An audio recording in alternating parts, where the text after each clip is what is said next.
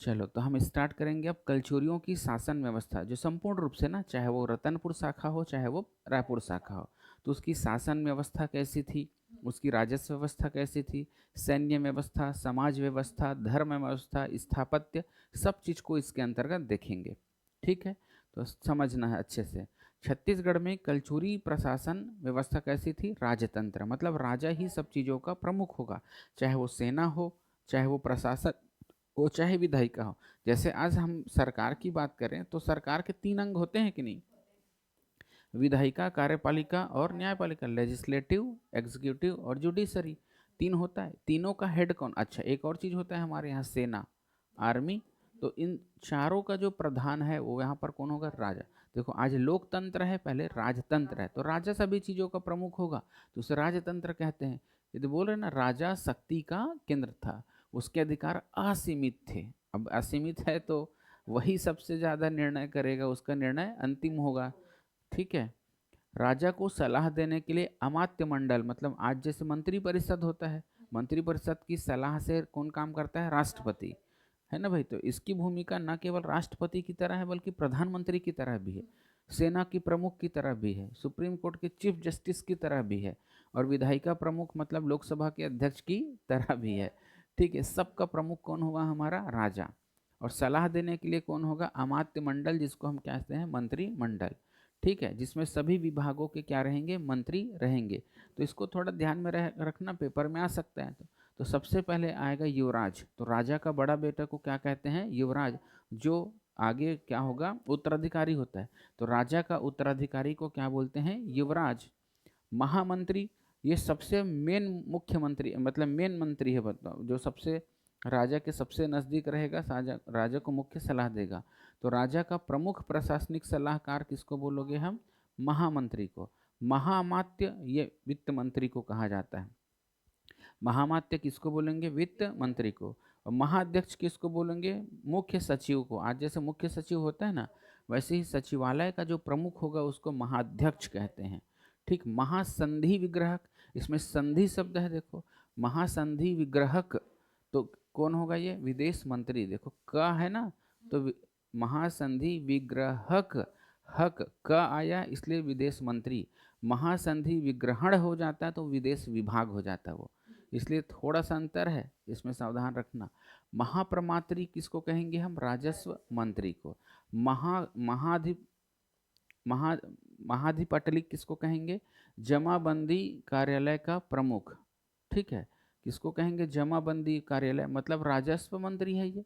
ठीक, और महाप्रतिहार किसको कहेंगे हम, संचार विभाग का प्रमुख। इसमें ना गलत, महाक्ष पटलिक होगा, महाक्ष पटलिक होगा, और ये महाप्रतिहार होगा, ये ना इस टाइपिंग का एरर है, महाक्ष पटलिक होगा, है ना भाई। तो वो किसको कहेंगे, जमाबंदी कार्यालय का प्रमुख। ठीक है भाई, जमाबंदी कार्यालय का प्रमुख, यहाँ तक हो गया। अब महाप्रतिहार किसको बोलोगे, संचार विभाग का प्रमुख। और महापुरोहित तो नाम ही लिखा है, महाधर्मकर्णिक तो पूछ भी नहीं करेगा, इसको तो ऐसे ही पता चल रहा है, धर्मगुरी है। और दंडपाशिक तो आज पुलिस विभाग का प्रमुख डीजीपी होता है ना, बिल्कुल उसी तरह से। उसके बाद होता है ग्रामागमिक, सॉरी ग्रामा भी लिख दिया, भी गलत लिखा, गमागमिक है ये क्या है, ये गमागमिक। तो गमागमिक मतलब आय जाए टाइप का लग रहा है ना, तो ये यातायात अधिकारी हो गया। और महाभांडागारिक तो ये भी स्पष्ट है, महाभांडागारिक किसको बोलेंगे, कोष के अध्यक्ष को। अब देख लो कौन सा नाम है जो आसानी से याद हो सकता है और नहीं हो सकता। तो महाभांडागारिक याद हो जाएगा, गमागमिक भी हो जाएगा, दंडपाशिक भी हो जाएगा, महापुरोहित भी हो जाएगा। महाप्रतिहार याद नहीं होगा तो इसमें जोर लगाना, महाप्रतिहार संचार विभाग का प्रमुख। महाक्ष पटलिक मतलब क्या हो जाएगा, जमाबंदी, ये भी आसानी से याद नहीं होगा। महाप्रमात्री ये भी याद नहीं होने वाला, और संधि वाला आराम से हो जाएगा। तो जो याद नहीं हो सकता उसको अच्छे से याद करना। तो महाप्रमात्र राजस्व मंत्री, ठीक है, देखो राजस्व मंत्री महाप्रमात्र, और महाक्ष पटलिक किसको बोलोगे, राजस्व विभाग का प्रमुख। तो देखो मंत्री अलग होता है, और ये जैसे भाई राजस्व विभाग का प्रमुख कोई ना कोई सचिव तो होगा, तो उसी तरह से महाक्ष पटलिक समझ लो सचिव है, विप कार्यालय के प्रमुख सचिव को ही तो बनाया जाता है ना। और महाप्रमात्री राजस्व मंत्री, तो इस दोनों में कंफ्यूजन मत होना, राजस्व मंत्री महाप्रमात्री, महाक्ष पटलिक राजस्व विभाग का प्रमुख। मतलब उसी को जमाबंदी कार्यालय बोलते थे उस समय, ठीक है। और संधि विग्रहक में लगेगा ही नहीं, क्योंकि संधि शब्द छुपा हुआ है। और महामात्य में लगेगा, क्योंकि इसमें वित्त मंत्री है। महाध्यक्ष मतलब मुख्य सचिव, और महामंत्री मतलब मुख्य मंत्री भी है समझो, और मुख्य सलाहकार भी है, ये राष्ट्र समझ रहे हो। तो अब देख लो भाई, किसमें हमको जोर लगेगा, किसमें नहीं। तो एक तो महामात्य में जोर लगेगा याद करने के लिए, ठीक है। महाध्यक्ष में भी, अध्यक्ष में भी उतना नहीं लगेगा सोचोगे तो। अध्यक्ष विभागों के प्रमुख को ही बनाया जाता है, तो महाध्यक्ष है मतलब सभी विभागों के प्रमुख कौन हो गया, ठीक है। या सचिवालय प्रमुख बोले की मतलब हुआ। तो इसमें भी नहीं, महामात्य बस में लगेगा जोर, तो उसका मतलब वित्त मंत्री। और संधि में नहीं लगेगा महाप्रमात्री, प्रमात्री है राजस्व मंत्री, महाक्ष पटलिक है जमाबंदी कार्यालय या राजस्व विभाग का प्रमुख या राजस्व विभाग का सचिव, महाप्रतिहार संचार विभाग का, पुरोहित नहीं लगेगा, दंडपासिक नहीं लगेगा, गमागमिक भी नहीं लगेगा, महाभांडागारिक भी। तो जहां पर लगता है ना उसी को बस अंडरलाइन करके याद करना, बाकी ऐसी बनेगा, टेंशन बिल्कुल नहीं लेना है। हो गया इतना चीज। अब देखते हैं हमको कुछ प्रमुख विभागों को, अभी तो कंप्लीट देखे थे, कुछ प्रमुख विभाग और उनके कर्मचारियों के बारे में। तो सबसे पहले आएगा हमारा राजस्व विभाग, या उसी को हम उस समय क्या कहते थे, जमाबंदी विभाग। तो कार्य क्या होगा, राज्य के आय व्यय का लेखा, इनकम और एक्सपेंडिचर का लेखा प्रस्तुत करना, और पहला काम ये हुआ। दूसरा काम कौन सा होगा, भूमि की माप करना, और तीसरा कौन सा होगा, लगान का निर्धारण करना। तो तीन काम हुआ इसका। आय व्यय का लेखा प्रस्तुत करना का मतलब कौन, बजट हुआ ना भाई। तो पहला काम क्या करेगा, बजट जारी करेगा, भूमि की माप करेगा और लगान का निर्धारण करेगा। तीन काम होता है किसका, राजस्व विभाग का। कितने काम हुए, तीन काम। अगला, लगान का निर्धारण कैसे करोगे, तो वो हल की संख्या के आधार पर किया जाता था, ठीक है। मतलब बोई गई बीज की मात्रा व जमीन के माप के आधार पर की जाती। भाई जितना बड़ा आप जमीन है उतना ज़्यादा हल रखोगे, तो हलों की संख्या गिन ली जाती थी और लगान का दर तय कर दिया जाता था, ठीक है। इस विभाग का मंत्री पढ़ चुके हैं महाप्रमात्री, और कार्यालय प्रमुख क्या पढ़े हो, महाक्ष पटलिक पढ़े हो। ये हो गया हमारा, ठीक है। और राजस्व संग्रहण की सुविधा के लिए कल्याण साय ने क्या कर दिया था, पूरे जो हमारे अपने क्षेत्र है कलचोरिया का, उसको गढ़ों में बांट दिया था, ठीक है। तो प्रशासन क्षेत्र को इसमें बांटा राजस्व सुविधा के लिए गढ़। तो गढ़ में कितने गांव होंगे बोलोगे तो बोलो ना आप लोग, 84 गांव। इसके प्रमुख को या तो गढ़ाधिपति भी कहते थे, दीवान भी कहते थे, या फिर ठाकुर कहते थे। ये जाति नहीं है ना, पद है, ठीक है। दूसरा होता है बारहो या तालुका। बारहो तो क्लियर हो रहा है, बारहो मतलब 12 गांव का समूह को हम क्या बोलेंगे, बारहो। तो बारहो के प्रमुख को क्या बोलेंगे, एक तो देखो इसको तालुका भी बोल रहे हैं, इसलिए तालुकाधिपति भी कह सकते हैं, ठीक है। दूसरा दाऊ, और उसके बाद बरीनहा मतलब 12 गांव का स्वामी। तो बारहो को क्या कह सकते हैं, तीन नाम, बरीनहा, दाऊ और तालुकापति। और जो बारहो है उसको ही तालुका ही कहा जाता है। तो तालुका का प्रमुख तालुकाधिपति, लेकिन तालुका में कितने गांव याद नहीं आएगा, तो बारहो को ही क्या बोला जाता है, तालुका। तो 12 गांव। तो बताओ, एक 84 हुआ, 12 सत्ते, यहाँ पर देखो 12 हुआ और ये 84, तो 12 सत्ते 84 हुआ ना भाई। तो एक गढ़ है वो कितने बारहों में बटा है, 7। 12 सत्ते 84 होगा ना भाई, ठीक है। बारहो पूछेंगे एक गढ़ कितने बारहों से बनेगा, तो 7 बोलोगे, ठीक है। और इसके नीचे क्या आएगा, ग्राम। तो ग्राम का प्रमुख कौन होगा, गौटिया। पूरा टाइपिंग ऐसी तैसी कर है। ग्राम का प्रमुख क्या बोलोगे, गौटिया, ठीक है। इतना तो हो गया, ग्राम मतलब एक ठो गाँव। तो 84 गाँव को मिला के क्या बना, गढ़। और गढ़ से छोटी इकाई बारहो या तालुका। और गढ़ का प्रमुख गढ़ाधिपति, दीवान या ठाकुर। गढ़ाधिपति, दीवान या ठाकुर। और बारहो या तालुका का प्रमुख दाऊ, तालुकाधिपति या बरीन्हा। और गांव का तो टेंशन ही नहीं है, गौटिया है। तो ये याद हो जाएगा आराम से, कोई बहुत बड़ा तो नहीं है, आसान है। राजस्व आय के बहुत जो साधन होते थे, सरकार को कहाँ कहाँ से इनकम होगा, कुछ प्रमुख को देख लेते हैं। पहला टैक्स है हमारा उद्रंग। तो ये कहाँ से प्राप्त होता है, भूमि से प्राप्त होने वाले कर को क्या बोलते हैं, उद्रंग। ऊपरी कर, ऊपरी कर, तो अस्थायी कृषि भूमि पर लिया जाने वाला कर को हम क्या बोलते हैं, ऊपरी कर। अस्थायी भूमि है ना भाई। अगला है हमारा सेरा डोली। तो गांव की जमीन का 1/6 हिस्सा जिस पर खेती करके उससे प्राप्त आय सरकारी कर्मचारियों के आवभगत में खर्च होती थी। तो गांव की यात्रा करने के लिए आते थे ना भाई सरकारी कर्मचारी लोग, तो गांव की जमीन का 1/6 हिस्सा इसी के लिए रखा जाता था, गौटिया को दिया जाता था। और इसमें से टैक्स किसको देगा, वो सरकार को। और इसी टैक्स से क्या करेंगे, जो भी हमारे सरकारी कर्मचारी आएंगे उसमें खर्चा होगा ना भाई। हिरण्य, हिरण्य नगद कर, नगद कर मतलब केस में दिया जाता था। और चरी का मतलब नामी लिखा है, पशु चारण पर कर। तो ये कुछ प्रमुख टैक्स है जो किसके समय में लगता था, कलचोरियों के समय में। वैसे टैक्स की संख्या तो और ज़्यादा होगी, सबको नहीं कर सकते ना, तो मेन मेन को हम यहाँ पर लिख दिए हैं। और कर, अब भाई टैक्स है तो टैक्स कलेक्शन ऑफिसर भी होगा। तो टैक्स कलेक्शन अधिकारी को क्या कहते थे हम, सोलकिक। जो टैक्स वसूलेगा वो क्या कहलाएगा, सोलकिक। एक रिवीजन करो अब। उद्रंग, भूमि से प्राप्त होने वाला कर, मतलब भू राजस्व कर हुआ ना। और ऊपरी कर, ये भी भूमि कर है एक प्रकार का, लेकिन अस्थायी कृषि भूमि पर, ठीक है। सेरा डौली, तो बिल्कुल 1/6 हिस्सा रिजर्व रहता था, ठीक है। हिरण्य कैश में जो देते थे वो। और चरी का मतलब पशुचारण पर कर, ठीक है, पशुचारण पर कर। और कर संग्रहण अधिकारी को क्या बोलोगे, सोलकिक। तो ये हो गई हमारी राजस्व व्यवस्था। और राजस्व व्यवस्था के लिए ही हम 18 गढ़ तो याद रखोगे। 18 गढ़ कहाँ पर, रतनपुर के उत्तर में। और 18 गढ़, सॉरी, शिवनाथ नदी बोलना, शिवनाथ नदी के उत्तर में 18 गढ़। और ये 18 गढ़ कहाँ पर, ठीक है। तो 15वीं शताब्दी मान के चलो, ठीक है, कल्याण साय के बाद ही हमारे यहाँ का नाम क्या पड़ा, छत्तीसगढ़। इससे पहले हम इसको दक्षिण कौशल के नाम से जानते थे, ठीक है भाई।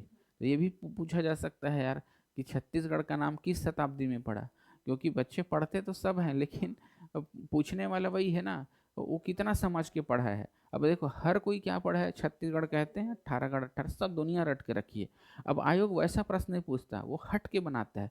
बोला जाता है कि छत्तीसगढ़, तो बोला जाता है किस शताब्दी में बोलना चालू होगा, बेहोश फिर। इसलिए हमको ना पूरा ध्यान से पढ़ना है, ठीक है।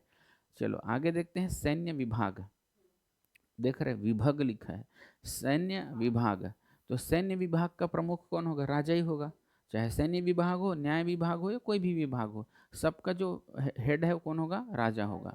तो अब लेकिन अब सेना हो गया ना, सेना का हेड कौन होगा, ठीक है। देखिए सैन्य विभाग का प्रमुख तो राजा ही है, लेकिन जो सेना को संचालित करेगा, अब उस समय तो जल सेना तो नहीं, वायु सेना तो नहीं, एक ही है थल सेना। तो सेना का अध्यक्ष महासेनापति, तो इसको भी याद करने की जरूरत नहीं है, ठीक है। और कौन कौन सी सेना रखता था, देखो हस्ती सेना मतलब हाथी है। हस्ती सेना का प्रमुख कहलाता था महापिलुपति, ठीक है। अश्व सेना का प्रमुख कहलाता था महाअश्वसाधनिक, ठीक है। और इस समय चतुरंगड़ी सेना होती थी, मतलब चतुरंगड़ी मतलब 4 प्रकार की, पैदल भी होंगे, हाथी भी होगा, घोड़ा भी होगा और रथ भी होगा, ठीक। तो इसीलिए इसको बोला जाता है चतुरंगड़ी सेना। तो बहुत इसमें जोर लगाने वाला चीज़ नहीं है, आने के चांसेस कम है। न्याय विभाग के प्रमुख को क्या बोलेंगे, दांडिक, मतलब दांडी लिखा है या दांडिक एक ही मतलब है ना। तो जज को क्या कहेंगे, दांडिक। और सभी का प्रमुख कौन है, राजा ही है भाई। जबकि राजा मुख्य न्यायाधीश हो गया, मुख्य न्यायाधीश कौन होगा, राजा ही होगा। और बाकी जो न्याय करने के लिए जस्टिस बनाए हैं उसको क्या कहते हैं, दांडी या दांडिक। और ग्राम स्तर पर पंचकुल न्याय प्रदान करने का काम करता था। मतलब सोच लो, कलचुरियों के समय में ग्राम न्यायालय की संकल्पना कॉन्सेप्ट थी। आज भी ग्राम न्यायालय के लिए विधेयक पारित किया गया है, लेकिन ये सफल अब तक नहीं हुआ है। किस गांव में आप लोग ग्राम न्यायालय देखे हो, कहीं नहीं, ठीक है। अगला होता है हमारा पुलिस विभाग। तो पुलिस विभाग का प्रमुख दंडपाशी, जिसको हम डीजीपी कहेंगे, ठीक है। तो चोरों को पकड़ने का कार्य दुष्ट साधक लोग करते थे। कौन करेगा, दुष्ट साधक। और इसकी सहायता के लिए ना चाट, चाट खाने वाले नहीं भी, पुलिस को चाट बोलते थे, ठीक है, सिपाही को। और भाट, भात लिख दिया है यार, भाट मतलब सैनिक, ठीक। सैनिक की नियुक्ति शांति व्यवस्था के लिए की जाती थी। चोरों को पकड़ना है तो चाट को भेज दो, और शांति व्यवस्था बना के रखना है तो भाट को। तो चाट, भाट, पिसुन, ये सब क्या होते थे, वो पुलिस होते थे, हवलदार है, मतलब सिपाही है समझो, अलग अलग कार्य के लिए अलग अलग नाम, ठीक है। तो यहाँ तक समझ आ गया। तो हेड को याद रखो तुम लोग, दंडपाशी को, ठीक। चोर पकड़ने का कार्य कौन करेगा, दुष्ट साधक, ठीक है। और चाट कौन है, पुलिस। और भाट कौन है, सैनिक। धर्म विभाग, तो धर्म विभाग भी पढ़ चुके हैं, महाधर्म कार्णिक, या उसी को हम क्या कहलाते हैं, महापुरोहित। और इसका काम क्या है, धर्म लेखी दान पत्रों का लेखा जोखा करना। दान पत्र, तो दान वान तो देते रहते थे राजा, ठीक है। तो धर्म के काम यही कराएगा, यज्ञ वगैरह सब इसी का अंडर में रहेगा। मतलब सलाह देगा भाई आपको क्या करना है क्या नहीं करके।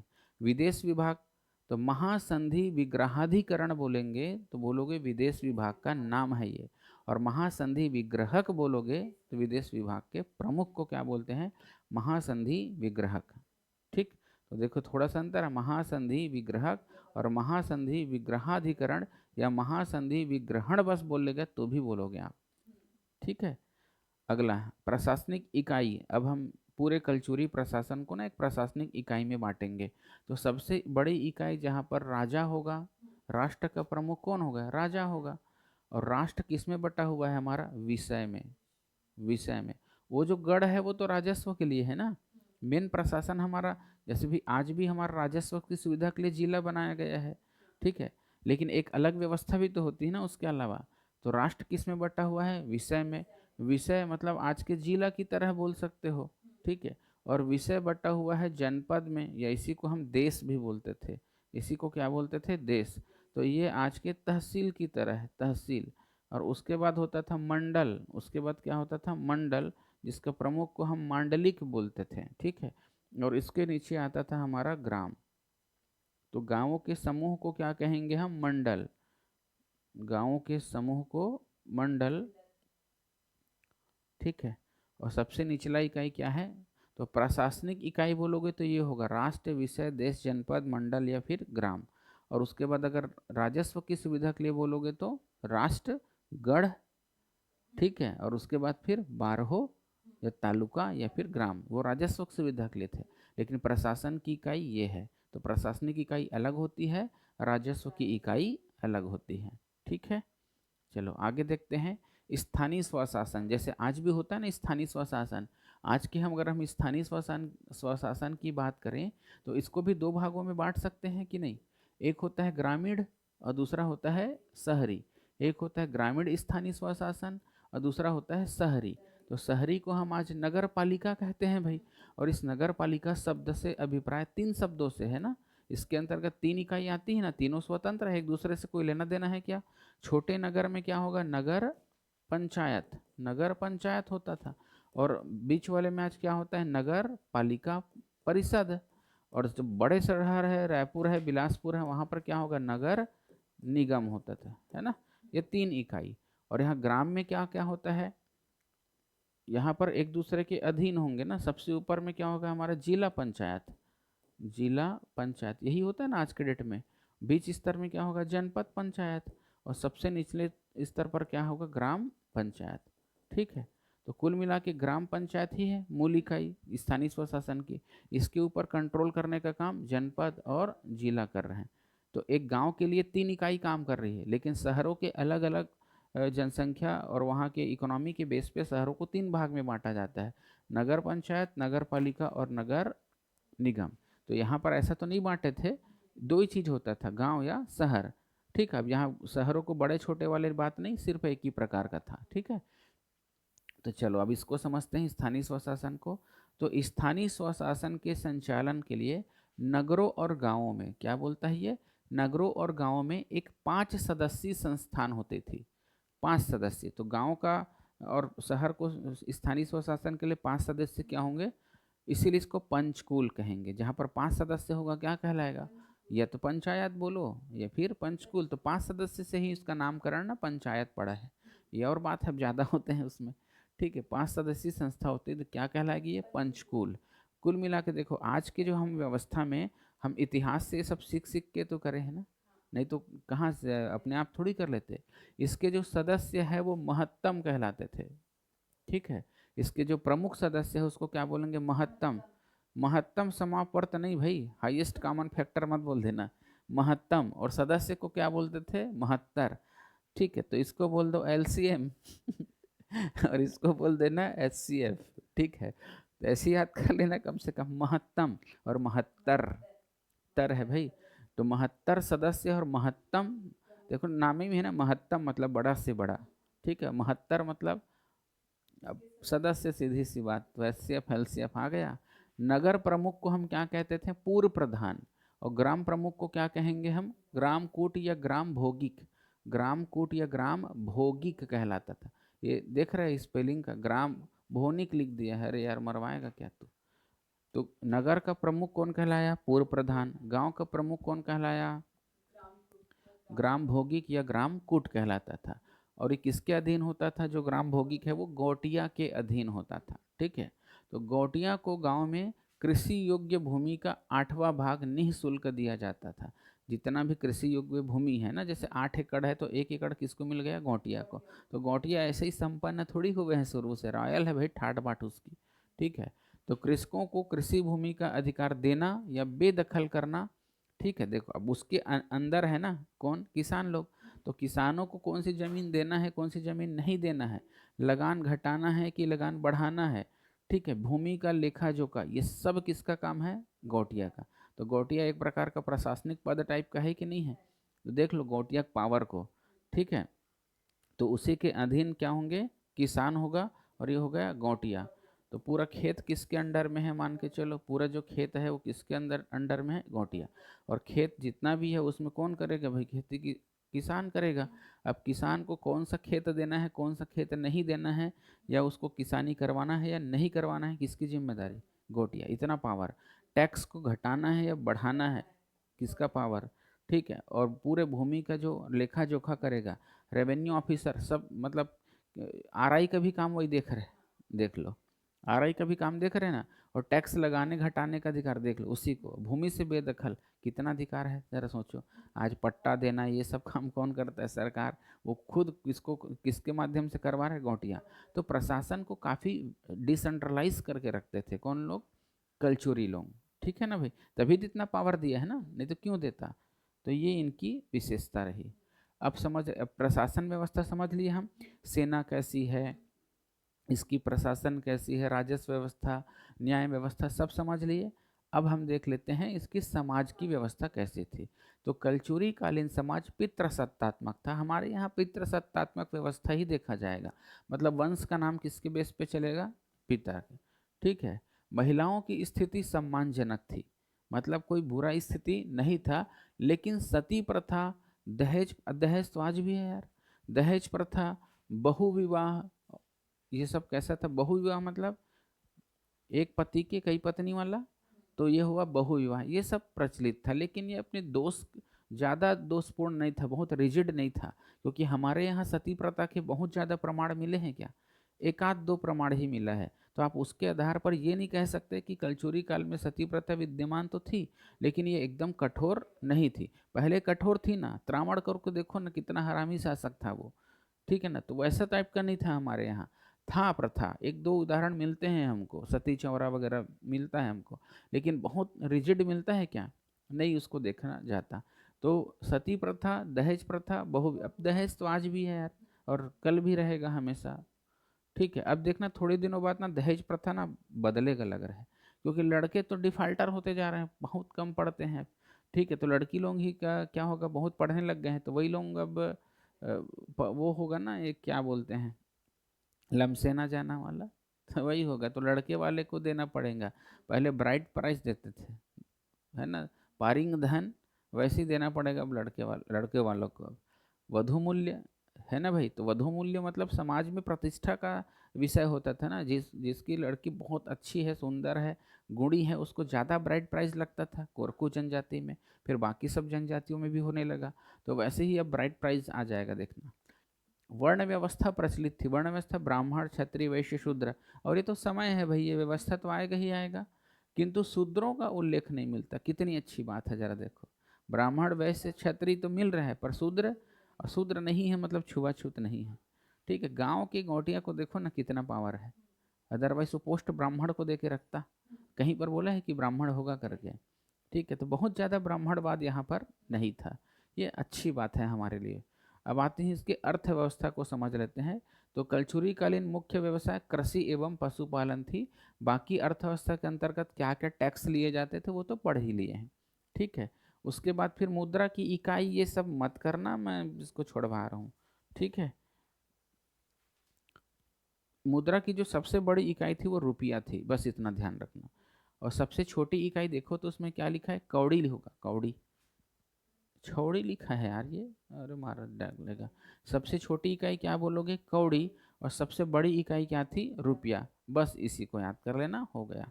ठीक है, उसके बाद मापन की भी कुछ इकाई होती थी। तो मापन की सबसे छोटी इकाई होती थी फोहाई, ठीक है, और सबसे बड़ी इकाई गाड़ा। और ये जनरली अनाज के लिए होता था। ये किसके लिए होता था? अनाज के लिए। धान है, गेहूं है, ये सब के लिए होता था ये वाला मापन। तो चौथिया वगैरह तो सुना भी होंगे, चौथिया, काठा, खंडी, ये सब सुने होंगे। तो ये इंपॉर्टेंट है, इसको पढ़ लेना है ना। एक चौथिया, चौथिया देखे हो तो उसका जस्ट आधा होगा, उसको फोहाई बोलेंगे। गांव में होता है ना, गांव में मेला वेला जाओगे ना तो ओखरा वगैरह मिलता है, ठीक है, तो वहाँ पर देखना चौथिया करके। चौथिया में लगभग 1 किलो टाइप का सामान आ जाएगा, अच्छा खासा वेट रहता है। तो वो 2 फोहाई से मिल करके बनता है। एग्जैक्ट तो मैं, मेरे को भी नहीं पता कि चौथिया में कितने किलोग्राम आएगा, बट वो एक पैमाना होता है भाई, ठीक है। हाँ, तो उसको क्या बोलते हैं? चौथिया। अब देखो 4 चौथिया मिला करके क्या बना? एक काठा बना। और 10 काठा मिला करके एक खंडी बनता है ना। तो इस इकाई को ध्यान में रख लेना, ठीक है। 1 चौथिया में 2 फोहाई, 4 चौथिया से बना एक काठा, और 10 काठा से मिलकर बना एक खंडी, और 30 खंडी से मिलकर के बना है एक गाड़ा। तो इसका आज भी प्रचलन होता है गांव में। तो ये याद कर लेना, बाकी इसको छोड़ देना। और माप तौल की छोटी इकाई है, उसको सेर या पंसेरी कहा जाता है, ठीक है। सेर, पंसेरी या मन कहा जाता है। ये छोटी इकाई है भाई, और ये बड़ी इकाई है यार, ज़्यादा मात्रा में नापना है तो। कलचुरियों में ना एक व्यवस्था चलती थी लाखा बांटा करके, उसको हम बाद में पढ़ाएंगे हालांकि लाखा बांटा को। तो कलचुरी काल में एक बेहतरीन व्यवस्था थी यार। मतलब जैसे मैं बोला ना, यहाँ पर जो गौटिया होता है उसको किसानों को खेत, कौन सा खेत देना है कौन सा खेत नहीं देना है, ये उनको अधिकार हुआ करता था। तो यहाँ जो जमींदार बोलो या उसको गौटिया बोलो, तो हर किसान को एक अच्छी ज़मीन मिलना चाहिए।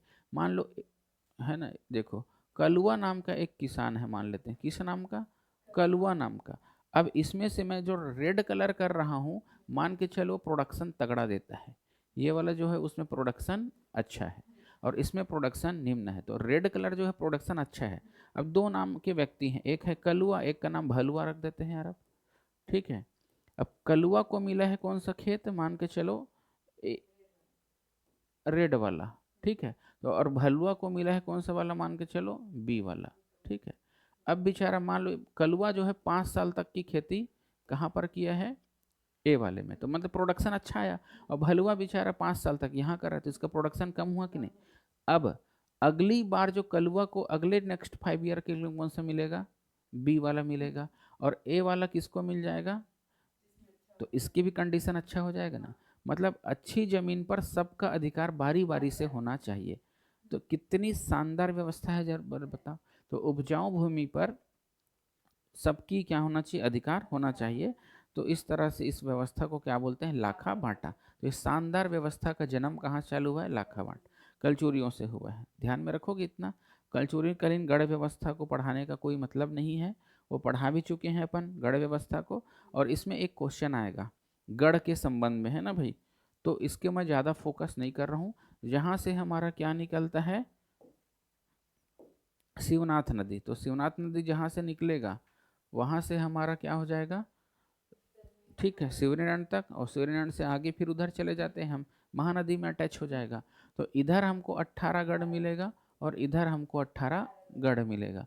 तो इसमें ये पूछा जा सकता है इनमें से कौन छत्तीसगढ़ के शिवनाथ के उत्तर में है और शिवनाथ के दक्षिण में। तो उत्तर में ये होगा ना भाई, उत्तर के गढ़ ये हुआ और दक्षिण के गढ़ ये हुआ। अब देखो यहाँ से कुछ अगर ऐसा प्रश्न पूछ देता है, जो कि पूछने के चांसेस बहुत कम है, क्योंकि अभी कुछ लास्ट ईयर या उससे पहले ईयर में ये क्वेश्चन पूछा है, इसलिए मैं यहाँ पर आपको माथा पच्ची नहीं करवा रहा हूँ 18 गढ़ों को याद करवाने में। अगर आता भी है तो थोड़ा सा बनाने की कोशिश करना, बन जाएगा। एक बार पढ़ लेना, यहाँ सेल्फ स्टडी कर लेना। जैसे लवन वगैरह है, ओमेरा वगैरह है, तो ये सब किधर रहेगा? दक्षिण में। नाम ही से स्पष्ट हो जाएगा ना। कोटगढ़ है ना भाई, तो किधर रहेगा? और जैसे खरौद को मैं बोल दूँ तो खरौद किधर आएगा? उत्तर में आ गया। तो बस ऐसी लॉजिक लगा लेना, बन जाएगा, क्योंकि इतने सारे नाम से आप परिचित हो चुके हो ना, और सब इसको मैप की क्लास में बता भी दिए हैं। तो अब नेक्स्ट बार बताएंगे। अभी ये सब मैप में अच्छा लगता है। अगर तुम लोग बोलोगे सर याद कराओ तो कराऊंगा, लेकिन मैं आपको गारंटी दे रहा हूँ कि यहाँ से प्रश्न नहीं आएगा। और मैं क्विक रिविजन करा रहा हूँ भाई, इसलिए इसके पीछे मत भागो, ठीक है। यहाँ पर मैं टाइम एक्सपेंड नहीं करना चाहता। ठीक है, हो गया कल चोरी काल खत्म।